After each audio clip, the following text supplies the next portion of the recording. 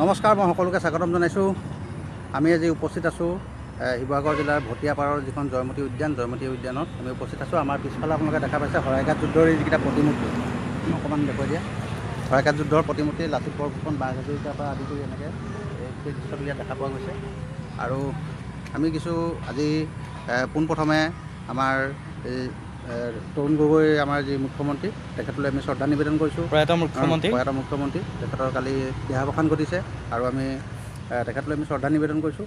আৰু আমি এই যি আজি লাচিত বৰফুকনৰ যিটো আজি লাচিত দিৱস, লাচিতৰ জন্ম দিৱস, সেই জন্ম দিৱস উপলক্ষে আচলতে আজি পতাকাবোৰ আমাৰ অৰ্ধনমিত কৰা হৈছে, বিভিন্ন ঠাইত অনুষ্ঠানবোৰ অনুষ্ঠুপীয়া কৰা হৈছে। আৰু আমি আজি এই লাচিত দিৱস উপলক্ষে আমাৰ যিটো ইউটিউব চেনেল নবীন বুঢ়াগোহাঁই ইউটিউব চেনেলত আমি গধূলিলৈ আপোনালোকক এটা ভিডিঅ' দেখুৱাব খুজিম। আৰু আমাৰ লগত আজি উপস্থিত থাকিব কবি আৰু বুৰঞ্জীবিদ প্ৰেম গগৈ।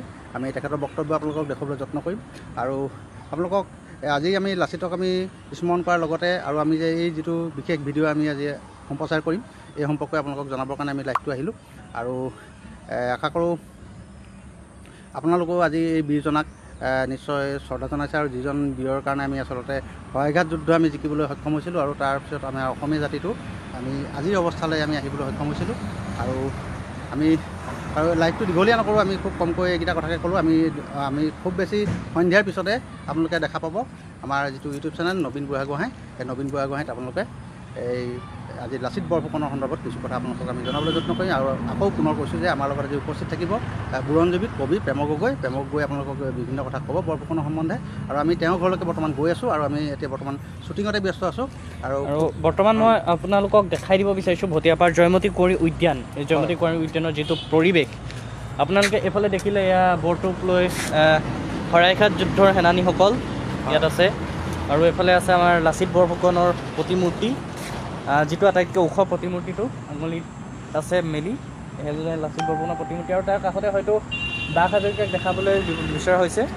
আৰু এই প্ৰতিমূৰ্তিকেইটা নিৰ্মাণ কৰিছিল অসমৰ এজন মানে বিশিষ্ট ভাস্কৰ্য শিল্পী, প্ৰকৃত ভাস্কৰ্য শিল্পী বীৰেন সিংহদেৱে। আৰু ইয়াত এটা লাচিত বৰফুকনৰ উক্তি এটা লিখা আছে, আপোনালোকে যিহেতু উল্টাকৈ দেখিব, মই সেইবাবে পঢ়ি দিছোঁ। লাচিত বৰফুকনৰ উক্তি: মুকদেৱে বঙালক যুদ্ধৰ নিমিত্তে মোক স্বৰ্গদেৱে বঙালক যুদ্ধৰ নিমিত্তে এই থালখানৰ সকলো লোক মোৰ হাতত দি থৈছে। নুজুতি ল'ৰা তিৰোতাৰ লগত লগলৈ যাম নেকি? বন্দী চহিয়ালে মোক নুসুধি নাও কিয় উজাই মেলিব? বঙালে মোক কিয় ধৰি নিয়ক ৰাজ্য সুখে যা। বঙালে মোক ধৰি নিয়ক ৰাজ্য সুখে যা। লাচিত বৰফুকনে ৰ'বা কথা পাতি আছোঁ। যুদ্ধৰ শেষৰ সময়ত যেতিয়া সৈন্যবোৰ পলাব খুজিছিলে, তেতিয়া লাচিতে এইটো কথা কৈছিলে। আৰু কৈ তেওঁ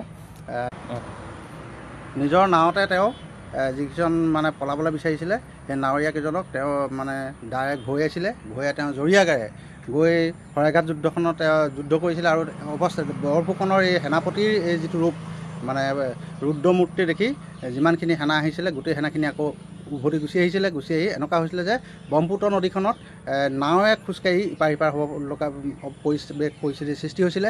আৰু তাৰপিছত ৰামসিংহই পৰাজয় বৰণ কৰিছিলে। পৰাজয় বৰণ কৰি তেওঁ আমাৰ যি মন্ত্ৰী, ৰজা, আমাৰ যি সেনাপতি, সকলোকে তেওঁ প্ৰশংসা কৰি থৈ গৈছিলে। আৰু কৈছিলে যে এনেকুৱা ৰজা সেনাপতি থাকিলে আচলতে এই দেশখন আচলতে জিনিব নোৱাৰে। সকলোকে ধন্যবাদ তেওঁ জনাইছিলে, ধন্য বুলি কৈছিলে, উচ্চ প্ৰশংসা কৰিছিলে।